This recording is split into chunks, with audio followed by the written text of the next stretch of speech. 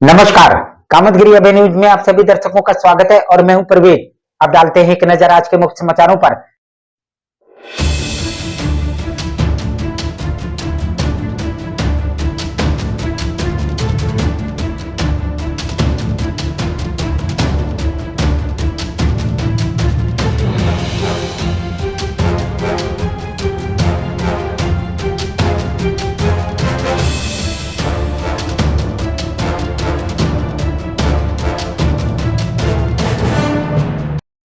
अब समाचार विस्तार से।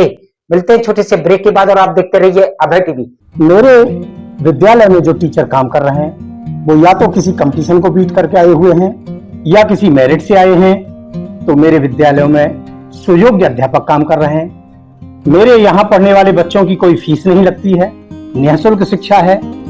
इसीलिए मेरा सभी अपने सम्मानित अभिभावक बंधुओं से ये आग्रह है, अनुरोध है कि अपने बच्चों को परिषदीय विद्यालयों में पढ़ाएं और वहां जो शिक्षक काम कर रहे हैं उनकी योग्यता का भरपूर लाभ उठाएं। हमारे द्वारा जनपद चित्रकूट में सिंचाई विभाग के अंतर्गत जो भी नहरें हैं उनकी साफ सफाई और सफल संचालन कर कृषकों को सिंचाई सुविधा उपलब्ध कराई जाएगी। नमस्कार, आप सभी लोगों को गणतंत्र दिवस की बहुत बहुत शुभकामनाएं। गणतंत्र दिवस के अवसर पर मैं एलडीएम अनुराग शर्मा आप सब लोगों से ये निवेदन करूंगा कि बैंक की जितनी भी योजनाएं हैं उनका अधिक से अधिक लाभ लें और अपने जनपद को, समाज को, राष्ट्र को और अधिक सशक्त बनाने में सहयोग करें। समाचार बुलेटिन में आपका पुनः स्वागत है।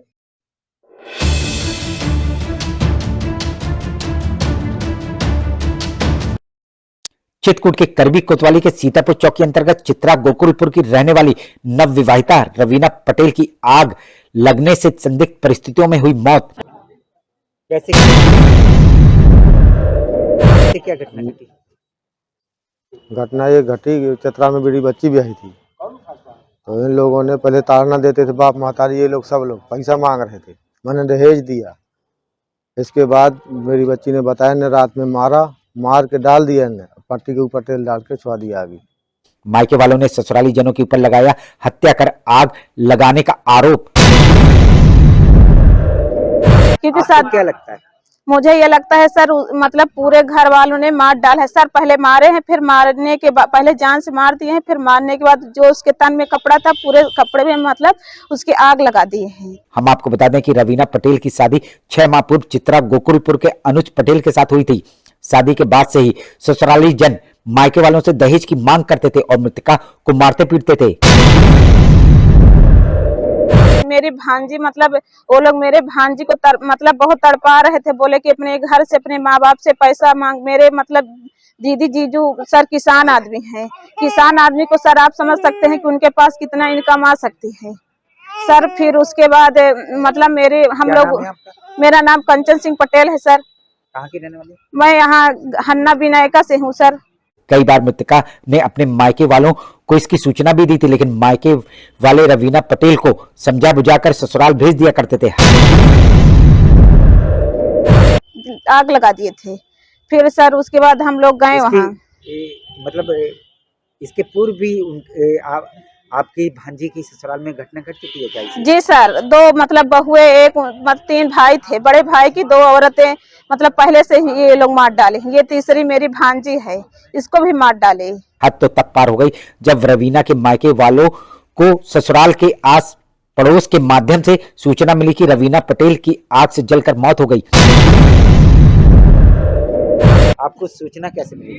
सूचना सुबह पता चला, बाद में बताया जब इन लोगों ने मार दिया। फिर हम लोग वहाँ से आए अलीगढ़ से।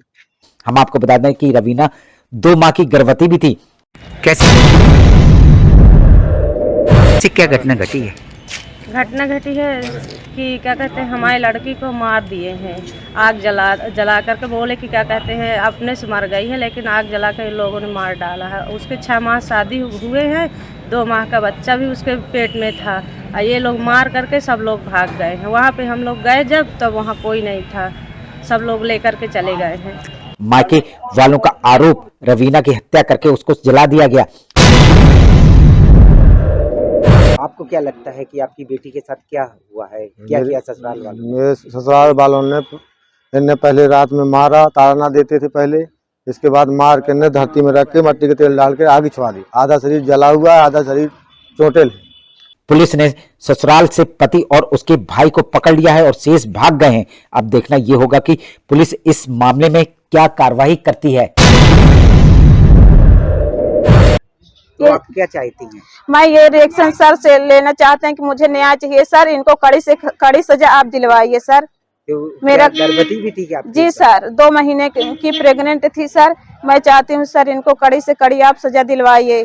मिलते हैं छोटे से ब्रेक के बाद और आप देखते रहिए अभय टीवी। मैं जिला कार्यक्रम अधिकारी चित्रकूट समस्त जनपद वासियों को और अपने लाभार्थियों को, इसमें गर्भवती, धात्री, किशोरी बालिकाएं एवं 6 वर्ष तक के बच्चे हैं, सबको 9 वर्ष की और गणतंत्र दिवस की हार्दिक हार्दिक शुभकामनाएं और बधाइयां देता हूं। जनपद चित्रकूट के समस्त नगर वासियों को नव वर्ष की हार्दिक बधाई, शुभकामनाएं और जो प्रयागराज के दिव्य और भव्य कुंभ को भी जो तीर्थयात्री आ रहे हैं उसको भी, पर्यटन को भी और दिव्य और भव्य कुंभ को भी आनंद ले इस नए वर्ष में। सभी को हार्दिक बधाई, शुभकामनाएं। समाचार बुलेटिन में आपका पुनः स्वागत है।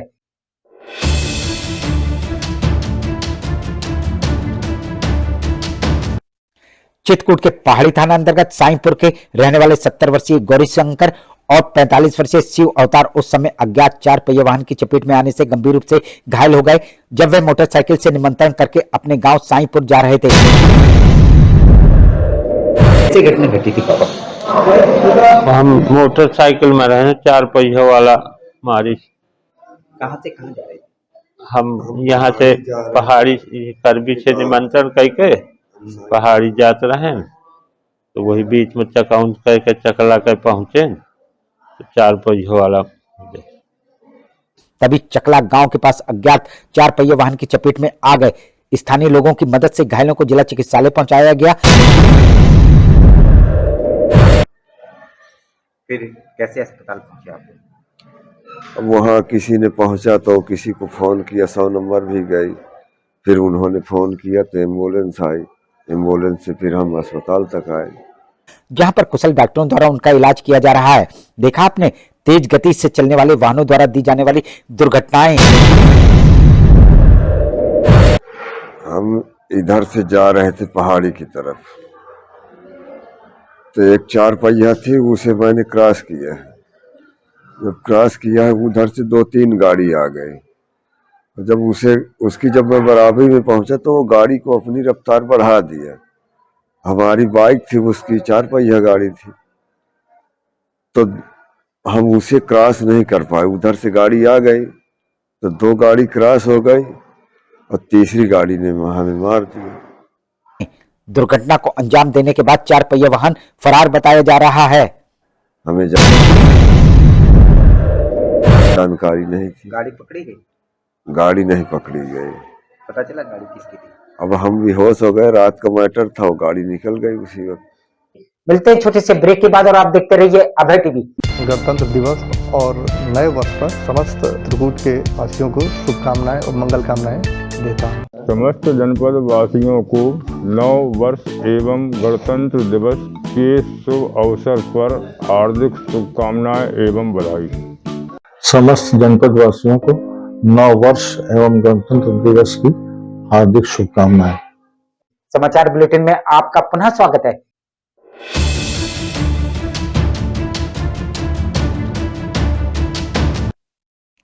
चित्रकूट के राजापुर थाना अंतर्गत कस्बे के रहने वाले 25 वर्षीय शारदा प्रसाद उस समय मोटरसाइकिल के फिसलने पर घायल हो गए जब वह निमंत्रण के लिए मोटरसाइकिल से लुड़वारा गांव जा रहे थे।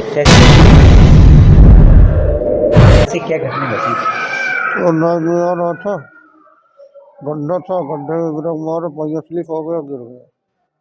तभी लुड़वारा गांव में उनकी मोटरसाइकिल फिसल गई और वे गंभीर रूप से घायल हो गए।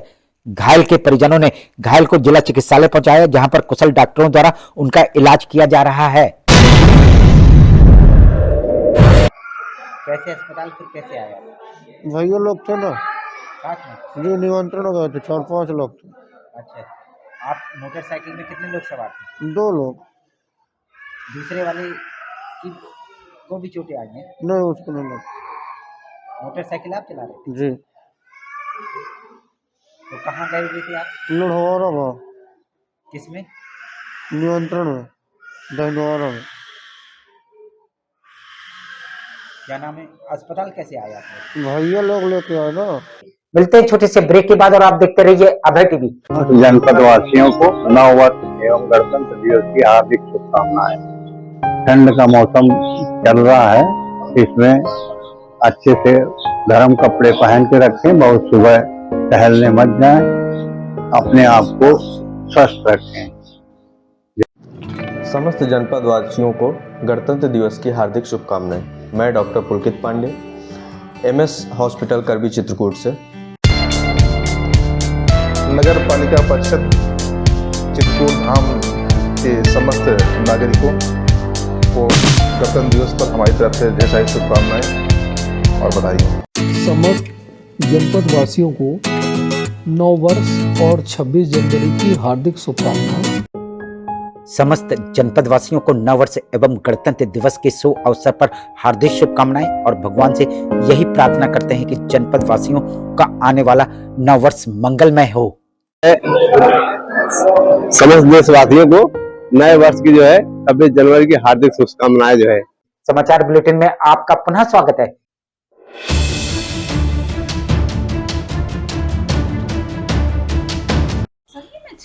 चित्रकूट की करबी कोतवाली कस्बे का लक्ष्मणपुरी मोहल्ला और इस मोहल्ले में बिकने वाली अवैध शराब, समय समय पर आबकारी विभाग इस बिकने वाली शराब पर अंकुश लगाने के लिए करता है छापेमारी। 6 फरवरी को आबकारी विभाग ने लक्ष्मणपुरी मोहल्ले में छापेमारी करके 4 लोगों की गिरफ्तारी। इनके पास से प्लास्टिक की बोतलों में 36 लीटर शराब बरामद। हाँ बताइए। सर, ये जो कल लक्ष्मणपुरी में छापेमारी की गई थी, कितने लोगों की गिरफ्तारी और कितने लीटर शराब बरामद हुआ, क्या है पूरा मामला? ये 4 लोगों की गिरफ्तारी हुई थी, उनके खिलाफ कार्रवाई की गई है और इसमें कुल 36 लीटर प्लास्टिक की बोतलों में शराब बरामद हुई थी, कच्ची शराब बरामद हुई थी। आबकारी निरीक्षक का कथन, मुखबिर की सूचना के आधार पर छापेमारी की गई। कैसे जानकारी मिली आपको, कैसे क्या हुआ और कैसे छापा मारा आपने? ये सूचना मिली थी मुखबिर के माध्यम से कि ये लोग जो है शराब बेच रहे हैं, उसके आधार पर दबिश दी गई, दबिश में जो है शराब की बरामदगी हुई, उनमें जो है 60 के अंतर्गत कार्रवाई हुई है। और ये स्थान संदिग्ध क्षेत्र के अंतर्गत आता है और समय समय पर इस क्षेत्र में दबिश होती है। ये कब से इन लोग कारोबार कर रहे हैं और कितने दिनों से कारोबार किया जा रहा है उनके द्वारा अवैध शराब का? ये तो मैं तो जो है 3 साल से हूँ, ये इससे पहले का मुझे क्या पता। जगह समय समय पर संदिग्ध क्षेत्र में आता है, यहाँ पर दबिश होती रहती है, पकड़ी जाती है। जब भी पकड़ी जाती है उनमें जो नियमों के अंतर्गत कार्रवाई होती है। मिलते हैं छोटे से ब्रेक के बाद और आप देखते रहिए अभय टीवी।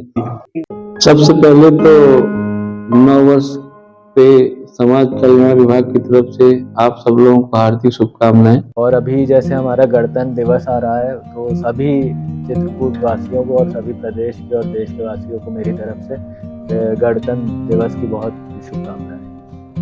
समस्त जनपद वासियों को मैं उद्योग विभाग की ओर से गणतंत्र दिवस की हार्दिक शुभकामनाएं देता हूं। नव वर्ष एवं गणतंत्र दिवस के अवसर पर चित्रकूट वासियों को बहुत बहुत शुभकामनाएं। जिला विकास अधिकारी एवं प्रोजेक्ट डायरेक्टर। सभी देशवासियों से मेरा विनम्र निवेदन है, 26 जनवरी 2025 की सभी को ढेर सारी शुभकामनाएं। गणतंत्र दिवस के अवसर पर मैं यही अपेक्षा रखता हूं तथागत बुद्ध और बाबा साहब अम्बेडकर के मिशन को आगे बढ़ाते हुए 26 जनवरी 2025 को ढेर सारी शुभकामनाएं देश और प्रदेश वासियों। समाचार बुलेटिन में आपका पुनः स्वागत है।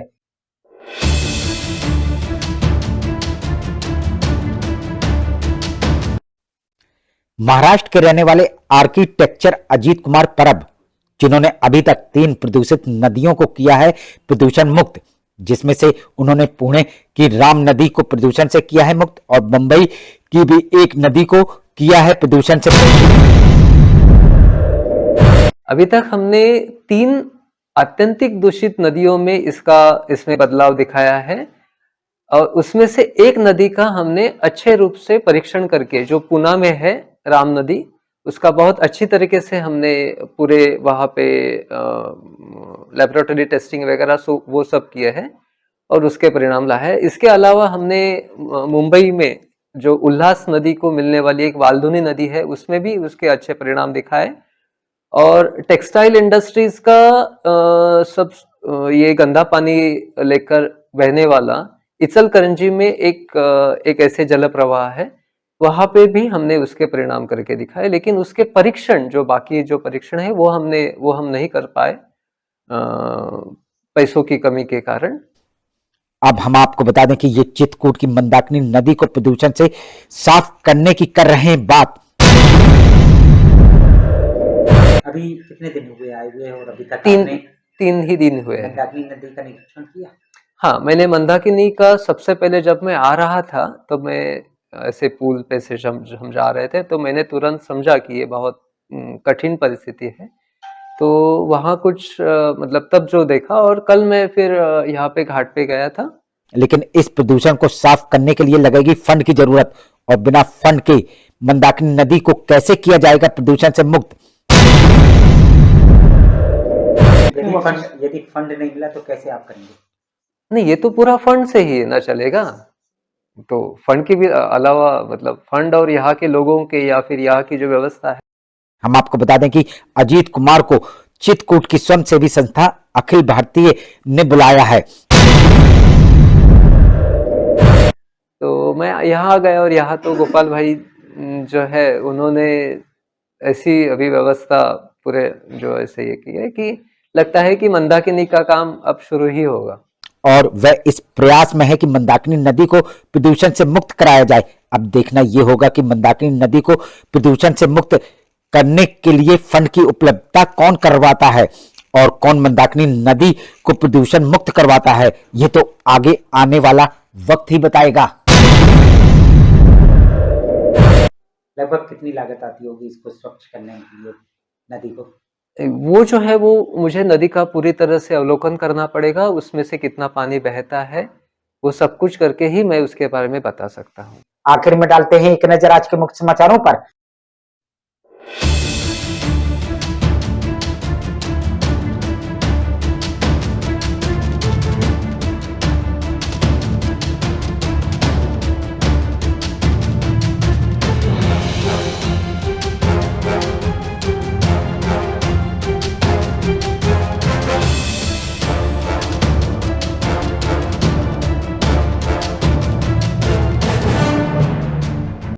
अब हमें इजाजत दीजिए, अगले समय हम फिर हाजिर होंगे पुनः कुछ खास खबरों के साथ। नमस्कार और आप देखते रहिए अभय टीवी।